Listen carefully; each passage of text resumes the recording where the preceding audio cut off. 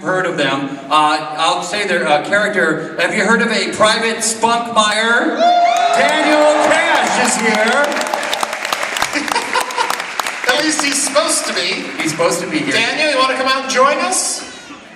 In dress rehearsal, they came out and see. It was, yeah. Well, while he makes his way to the stage, who else do you have? Well, I can go on to my next name. I've got a friend back there, played a character named Private Drake.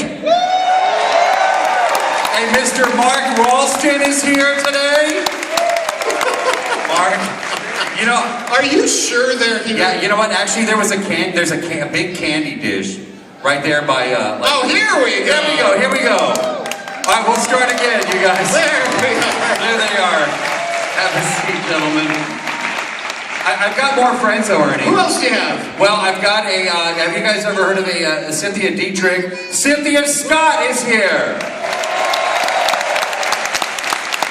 You know, I like this next name, so I'm going to steal it from you. He played a character named Frost. How about Rico Ross?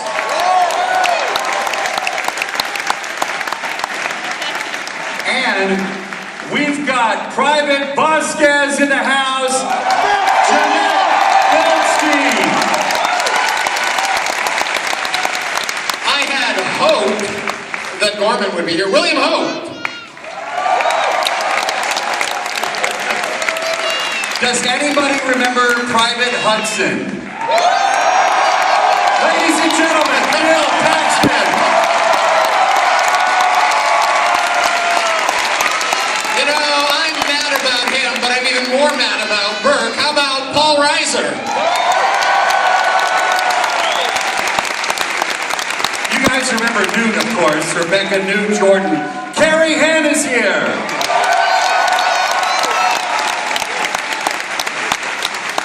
Now, here's a character named Hicks, but he's my new best friend, Michael B. And if you're ready. So is that it? No, I think we've got one more. Who else? This Does looks anybody like remember everybody. Ellen Ripley? You know what's great? I actually got to interview her for her movie Chappie that just came out about a year ago. So I haven't seen her since then, but it's going to be great to see her. Welcome her to Houston, Texas, Sigourney Weaver!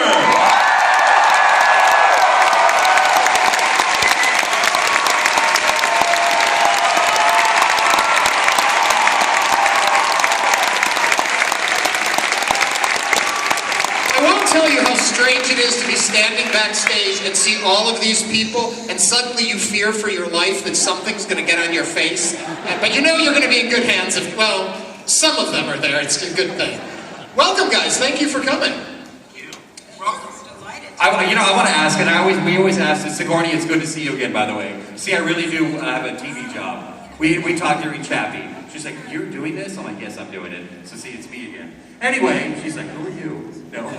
Anyway, good to see you. I always ask our guests when they come to Houston, Texas here at Comicpalooza, how is your Houston, Texas experience going? What do you think of our fair city?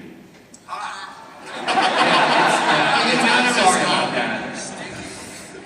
I want to jump in, and anybody that wants to take this graphic, there's an entire audience out here that is thrilled to see all of you together because they have such a fondness for this movie. How do you guys reflect back on that film? If I can start with Sigourney. Well, it is so wonderful to see everyone.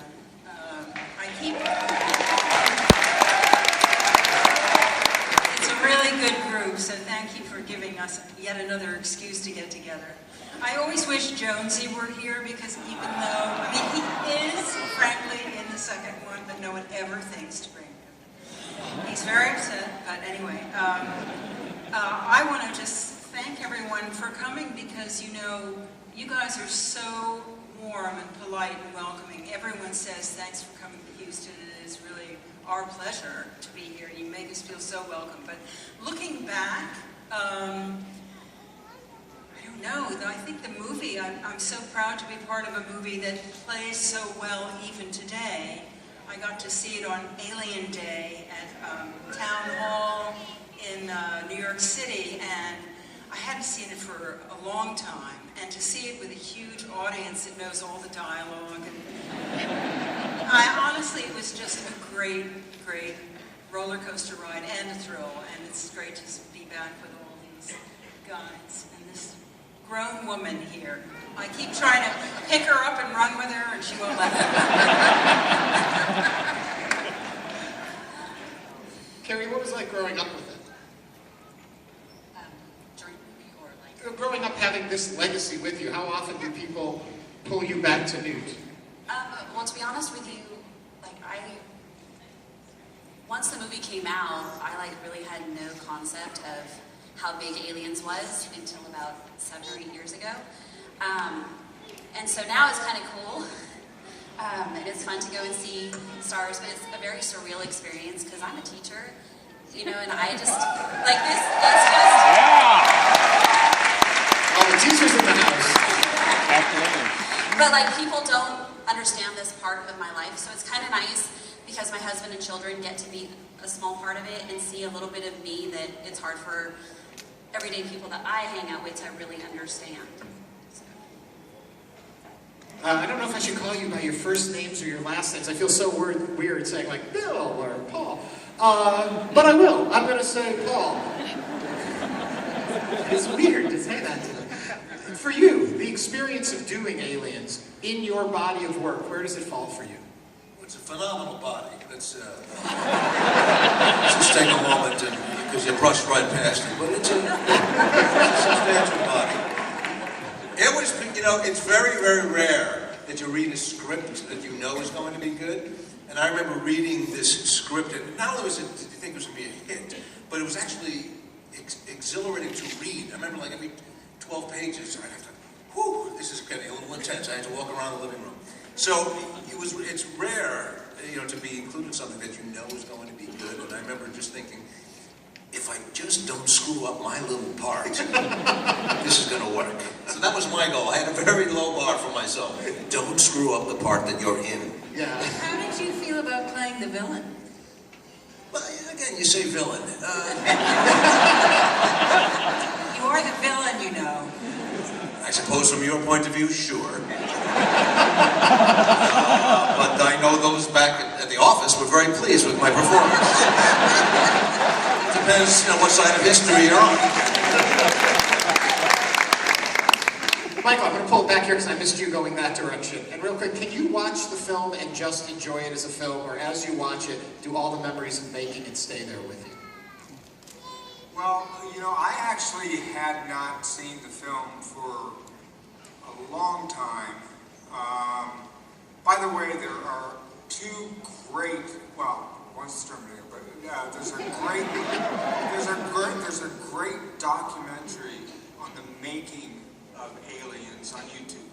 It's like a 5-part series where all of us are, you know, and it shows the, you know... I think half the panel is unaware of this documentary. You should all check it out. I guess they don't watch YouTube as much as I do, but what was the question? I don't know, but you're going to find out when I ask the same thing of Bill Paxton Ernie, right now. hold on a second. You were saying? I think he was dreaming about it. Dreaming about some documentary. What happened was I watched, I was flipping through the channels and looking for something to watch probably about 6 months ago. And it was the part where that shell is being opened and they find you at the very beginning of the movie, and then the thing falls in, and I started watching it, and I just ended up watching the whole thing. And the movie is so special. It's so special. We all, I think, all felt, everybody that worked on the movie felt like it had a chance to be really good. I don't think anybody expected to be 35 years later sitting here talking about it. But when I watched the movie and I kind of like was analyzing it, I get so many children, I mean, that are 8 and 10 years old, and 12 years old, you know, parents will let them watch the movies. But little girls come up to me and they're this tall. They're like, I love you, Hicks, I love you. It's like 3 generations down, you know, and I'll say to kids, what's your favorite movie? Captain America? No, Aliens. Aliens is my favorite movie, you know. And so